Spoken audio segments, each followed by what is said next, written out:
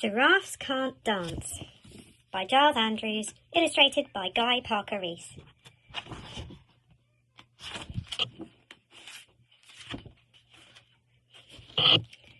Gerald was a tall giraffe whose neck was long and slim, but his knees were awfully bandy and his legs were rather thin. He was very good at standing still and munching shoots off trees, but when he tried to run around, he buckled at the knees.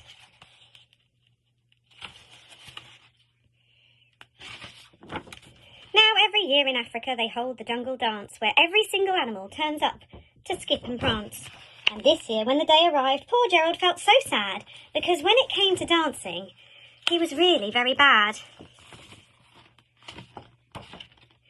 The warthogs started waltzing, the rhinos rock and rolled, the lions danced a tango that was elegant and bold.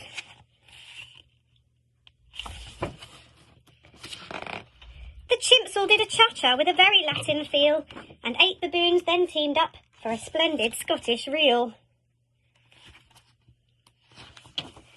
Gerald swallowed bravely as he walked towards the floor, but the lions saw him coming and they soon began to roar. "Hey, look at clumsy Gerald," the animals all laughed. "Giraffes can't dance, you silly fool. Oh, Gerald, don't be daft." Gerald simply froze up. He was rooted to the spot. "You're right," he thought. "I'm useless. Oh, I feel such a clot." So he crept out off the dance floor and he started walking home. He'd never felt so sad before. So sad and all alone.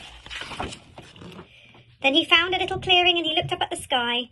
"The moon can be so beautiful," he whispered with a sigh. "Excuse me," coughed a cricket who'd seen Gerald earlier on, "but sometimes when you're different, you just need a different song."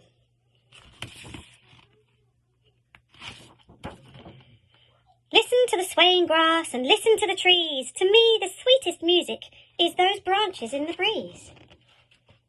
So imagine that lovely moon is playing just for you. Everything makes music if you really want it to.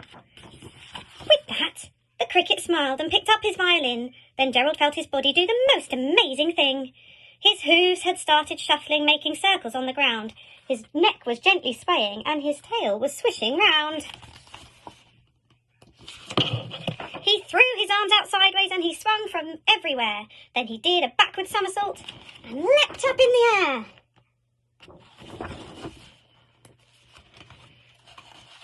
Gerald felt so wonderful, his mouth was open wide. "I'm dancing, yes, I'm dancing. I am dancing," Gerald cried.